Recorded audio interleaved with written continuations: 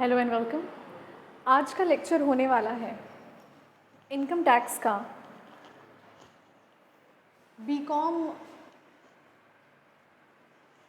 Fourth semester के लिए।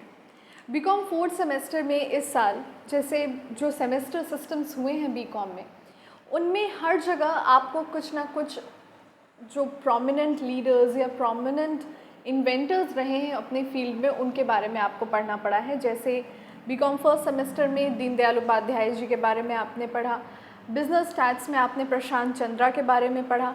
इस साल आपको पढ़ना, इस सेमेस्टर में आपको पढ़ना है राजा तोड़रमल के बारे में, और इनके बारे में इनकम टैक्स का जो पहला चैप्टर है वो है। मटेरियल नहीं है, स्टूडेंट्स को पता नहीं है कि तोड़रमल कौन थे, उनका कंट्रीब्यूशन क्या था कि टैक्सेशन के सब्जेक्ट में राजा तोड़रमल के बारे में पढ़ा जा रहा है। So with that being said, let's begin our lecture which will be based upon राजा तोड़रमल। ये जनरल नॉलेज के लिए भी रेलिवेंट हो सकता है और बीकॉम फोर्थ सेमेस्टर के लिए तो ये पहला चैप्टर ही है इनकम टैक्स का। So with that being said, let's jump right into it। राजा तोड़रमल एक तरह से हिंदुस्तान के पहले फाइनेंस मिनिस्टर भी कहे जा सकते हैं। तोड़रमल पहले शेरशाह सूरी के रेन में REIGN रेन में काम करते थे, जिसके बाद मुग़ल अटैक के बाद उन्होंने अपना काम कंटिन्यू रखा। शेरशाह सूरी को ओवरथ्रोन करने के बाद अकबर का रूल आ गया था, जिसमें राजा तोड़रमल ने अपना काम कंटिन्यू कर रखा। राजा तोड़रमल का जन्म यूपी के लहरपुर नाम के ज़िले में हुआ था, जो उस समय दिल्ली की सल्तनत में आती थी, but now it is again a part of UP. Raja Todarmal ने कुछ इम्पॉर्टेंट चीज़ें, कुछ टैक्स रिफॉर्म्स इतनी इम्पॉर्टेंट लाए थे जिनको जानना आज के टाइम पे बहुत ज़्यादा ज़रूरी है, जिसमें था ज़ब्त सिस्टम, दासशाला सिस्टम। इन सिस्टम के चलते अकबर की ट्रेजरी में कभी पैसों की, कभी अशर्फियों की कमी नहीं हो पाई।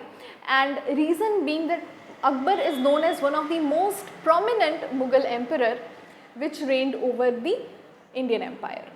राजा तोड़रमल के बारे में डिटेल में देखते हैं और साथ ही साथ नोट्स भी बनाते हैं, उनकी लाइफ की जर्नी के बारे में भी समझते हैं, और ये भी समझते हैं कि किस तरह से grand trunk road GT road में उन्होंने अपना कंट्रीब्यूशन किया था, और अकबर के रेन में उन्होंने कंट्रीब्यूशंस में Zabt system, Dahsala system, land revenue system जैसे कई सारे नए मेरिट्स को इंट्रोड्यूस किया था।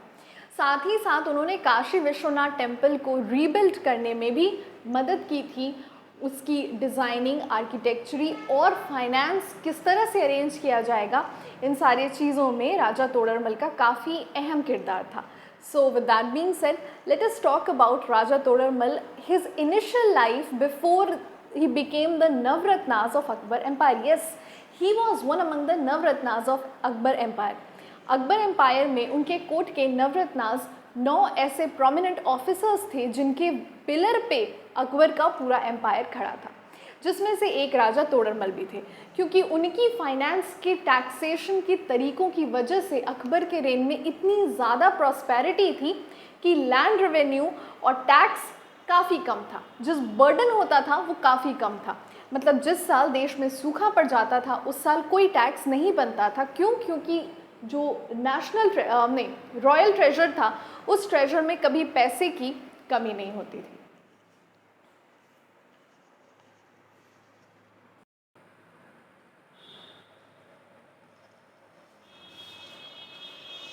देखो, एक बात समझना स्टूडेंट्स कि राजा तोड़रमल वॉज बॉर्न ऑन 1 जनवरी 1500। 1500 में इनका जन्म हुआ था यूपी के लहरपुर डिस्ट्रिक्ट में, जो दिल्ली सल्तनत का एक पार्ट हुआ करता था, और इनकी डेथ हुई थी जो अभी का लाहौर है पाकिस्तान का, वहाँ पे 1589 8 नवंबर में। राजा तोड़रमल के बारे में कुछ चीज़ें समझना कि ये अकबर के नवरत्नाज में एक थे। वैसे इनका इनिशियल करियर, जब हम इनके करियर की स्टार्टिंग की बात करें, मतलब राजा तोड़रमल पहले शेरशाह सूरी के रेन में ज़्यादा बड़ी पोजीशन पे तो नहीं थे, पर अकाउंटेंट की पोजीशन आप डेफिनेटली कह सकते हो। उसके बाद जब Shershah Suri was overthrown by Akbar, यहाँ से इनकी जर्नी शुरू हुई, यहाँ से इनके टैलेंट को वो बेस मिला जो वो डिज़र्व करते थे। मतलब यहाँ पे ये सबसे पहले अपनी पॉलिसीज़ और अपनी कैपेसिटी के चलते अकबर के रेन में फिनेंस मिनिस्टर डिक्लेयर हो गए थे। बीइंग अ फिनेंस मिनिस्टर इन्होंने जब्त या फिर दाशाला सिस्टम को इन्वेंट किया था। जब्त उर्दू में, दाशाला हिंदी में। जब्त और दाशाला सिस्टम के अंतर्गत होता क्या था, किसी भी किसान के पिछले 10 साल के जो ईल्ड होती थी, YIELD ईल्ड होती थी, उपज होती थी, उसके बेसिस पे उस पे टैक्स का रेट लगाया जाता था। तो एक जनरल पॉलिसी, एक जनरल आइडिया हो गया था, जैसे आज के टाइम पे है कि 2.5 लाख से कम का स्लैब, 3 लाख से कम का स्लैब, 5 लाख से कम का स्लैब। तो यहाँ पे एक आइडिया मिल गया था कि किस तरह से टैक्सेस को लगाया जाएगा। You getting my point? What I am trying to say is, यहाँ पे किसानों को एनुअल टर्नओवर, फर्टिलिटी टर्नओवर पे नहीं देना होता था taxes, on the average of last 10 year turnover. 2 फायदे होते थे यहाँ पे, एक तो रॉयल ट्रेजरी पे भी ज़्यादा भार नहीं पड़ता था, और दूसरी चीज़ की जो टैक्स को दे रहा होता था उस पर भी भार नहीं पड़ता था। एक बड़ी कमाल की बात ये थी कि दाशाला सिस्टम में राजा तोडरमल ने प्रोग्रेसिव फॉर्म ऑफ टैक्सेस को इंट्रोड्यूस किया था। प्रोग्रेसिव फॉर्म ऑफ टैक्सेस वही फॉर्म है जो आज भी फॉलो की जाती हैं। राजा तोडरमल के बारे में एक बात समझना कि अकबर के रेन में इन्होंने अपने एक पुत्र को भी, एक बेटे को भी गंवा दिया था। He used to have 2 sons, जिसमें से इनके बड़े बेटे ने, अकबर में एक वॉर हुआ था जो अकबर ने लड़ा था, जिसमें he lost his elder son, जिसके बाद ही वॉज, मतलब Raja Todarmal as finance minister was succeeded by his second son। एक पुत्र बचा था, तो उसको अकबर ने out of his courtesy, because he has already lost his first son and that he doesn't lose his second one, उसको अपने ही दरबार में फाइनेंस मिनिस्टर बना लिया था। एक बात याद रखिएगा कि तोडरमल अकबर के रेन में नवरत्नाज में से एक आते थे।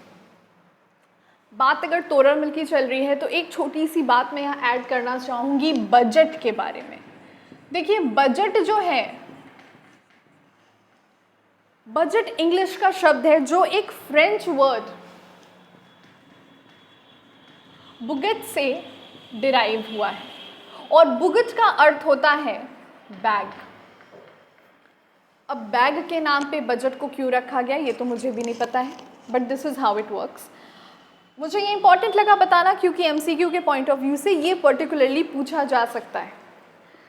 अब हम बात करेंगे राजा तोडरमल ने किन चीज़ों पे इम्फसाइज किया, उनका क्या कहना था लैंड रिफॉर्म्स के बारे में, टैक्सेशन पॉलिसीज़ के बारे में, और किस तरह से उनकी टैक्सेशन अभी भी इन्फ्लुएंस करती है। अब जब पॉइंट्स की बात हो रही है तो एक पॉइंट और कि राजा तोडरमल ने काशी विश्वनाथ टेम्पल को रीबिल्ड होने में 1585 में काफ़ी सहायता की थी। अब ये सहायता जो थी आर्किटेक्चरल भी थी और फिनेंशियल भी थी। 1585 का रेन वही था जिस दौरान Akbar was still ruling India, और यहाँ पे काशी विश्वनाथ टेम्पल का भी रीबिल्डिंग आप देख सकते थे, आप नहीं देख सकते थे, मतलब उस टाइम पे जो लोग थे वो देख सकते थे। अच्छा, एक और चीज़, Akbar started ruling India from the age of 13 I guess. 1560 में Akbar was still very young जब उसने 1560 जब उसने राजा तोडरमल को फिनेंस मिनिस्टर का दर्जा दिया था। नवरत्ना पहुंचते पहुंचते 1575 ईयर पहुंच गया था, मतलब 15 साल की सर्विस के बाद राजा तोडरमल को अकबर ने नवरत्नास का दर्जा दिया था। दूसरी समझने वाली बात यह है कि, और सबसे इम्पॉर्टेंट, बार्टर सिस्टम हम सब जानते हैं। जो बार्टर सिस्टम था, जिसे हिंदी में हम कहते हैं वस्तु विनिमय, ये वस्तु विनिमय का जो सिस्टम था, इसे रिप्लेस भी राजा तोडरमल ने ही किया था। मतलब पहले क्या होता था, जिसके पास जिस चीज़ की अबंडेंस होती थी, प्रॉस्पेरिटी होती थी, वो उस चीज़ को बेचकर दूसरी चीज़ ले लेता था। जैसे अगर आपके पास राइस ज़्यादा है और आपको लेट्स से फैब्रिक खरीदना है, थान खरीदना है, तो आप ऐसे व्यापारी को ढूंढते थे जिसके पास फैब्रिक भी हो, वो फैब्रिक बेचने को रेडी हो और उसके बदले में उसे राइस ही चाहिए। अब इस सिस्टम को बदलने का काम किया था, मतलब बार्टर सिस्टम के बदले रुपया सिस्टम को लाने का काम भी राजा तोड़रमल ने किया था। वेरी इंपॉर्टेंट, मतलब हिंदुस्तान में बार्टर सिस्टम को रिप्लेस रुपया सिस्टम के टैक्सेशन पॉलिसी या मॉनेटरी पॉलिसी जो राजा तोड़रमल की थी उसके थ्रू किया गया था। दूसरी चीज़ जो आपने नोट्स में रखी है कि ये जो सिल्वर कॉइन्स थे, सिल्वर कॉइन्स भी राजा तोड़रमल ने इशू किए थे और ये सिल्वर कॉइन्स का वेट था पर कॉइन का 11.53 ग्राम। मतलब रुपया सिस्टम और चांदी के सिक्के दोनों ही राजा तोड़रमल ने दिए थे। तो अगर आप एक तरह से देखिए तो Raja Todarmal has contributed immensely in the ancient economy of India during the Mughal empire. Moving on further, British empire में भी काफ़ी ऐसे फंड्स जो डिफेंस में अलोकेट किए गए थे, मतलब डिफेंस में नेशनल ट्रेजरी से फंड को अलोकेट करना was also from the policies of Raja Todarmal. Defense का मतलब है अपनी सैनिकों पे, अपनी सैन्य शक्ति पे पैसे को खर्च करना। 1962 में जब हिंदुस्तान ने चाइना से एक वॉर किया था तो वहाँ पे हमने देखा था कि राजा तोड़रमल की पॉलिसीज़ को अप्लाई किया गया था। इतने सालों बाद भी जो लैंड रेवेन्यू और जीडीपी पे असर देखा था हमने, that was the from the policies of Raja Todarmal. The next thing you have also worked on measuring system. जो वज़न होता है, ग्राम, किलोग्राम, जो आप नॉर्मली ग्रॉसरीज पे देखते हैं, ये जो वज़न का था ना, मेजरिंग सिस्टम था ना, इस चीज़ में धांधली ना हो सके, डिसऑनेस्टी ना हो सके, तो राजा तोड़रमल ने अकबर के रेन में इन चीज़ों को भी मॉनिटर किया था। जो वज़न की माप है, लाइक यूनिट्स हैं, जो इंस्ट्रूमेंट आते हैं वो लोहे के होते हैं I guess maybe, that was also brought over by Raja Todarmal only.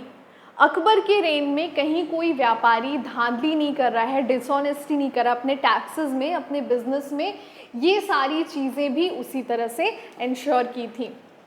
Moving on, दासशाला के बारे में थोड़ा सा डिटेल में सुनेंगे कि ये दासशाला सिस्टम क्या था, क्योंकि जितनी चीज़ें आपने तोड़रमल के बारे में पढ़ी उसमें से सबसे इम्पॉर्टेंट दासशाला के बारे में ही है। So Dahsala was the system. First of all 1575 में फाइनेंस मिनिस्टर बनने के बाद, 1575 में फाइनेंस मिनिस्टर बनने के बाद राजा तोड़रमल ने दासशाला की पॉलिसीज़ को इंट्रोड्यूस किया था।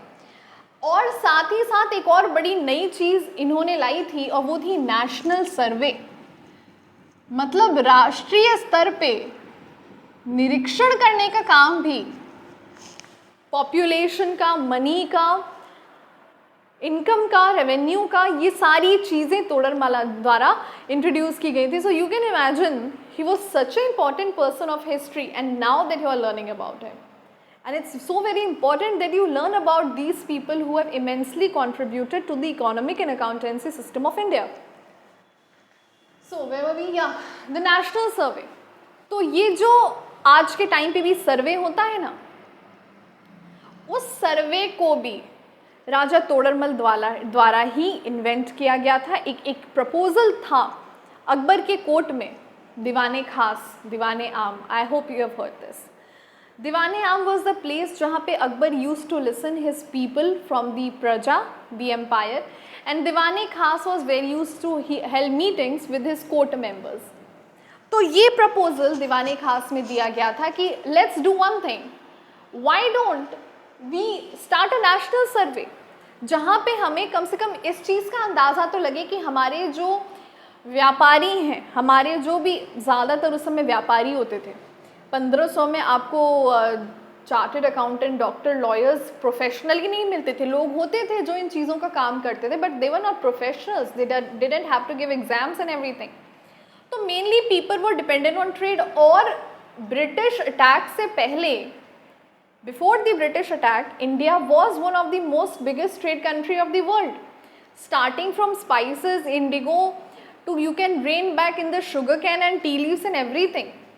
तो with that being said you have to understand that इस वजह से कितना कौन व्यापारी कितना कंट्रीब्यूशन करता है, क्या वो जो कमा रहा है उस हिसाब से कंट्रीब्यूशन कर रहा है, क्या वो अपने लोगों के साथ धांधली कर रहा है, लोगों से पैसे ज़्यादा चार्ज कर रहा है। Because understand that rupaya system was also brought by Todarmal and since the rupaya system was brought by Todarmal, तो if someone is taking more of the service he is giving and he is not paying the taxes accordingly, तो अगर ये 10 व्यापारी भी मिलके करने लगे तो रॉयल ट्रेजर पे इसका प्रेशर साफ देखने मिल सकता है। तो इस वजह से दीवाने खास में he gave the proposal of the national survey of these businessman and everything. Moving on, Dahsala की बात मैं करने वाली थी।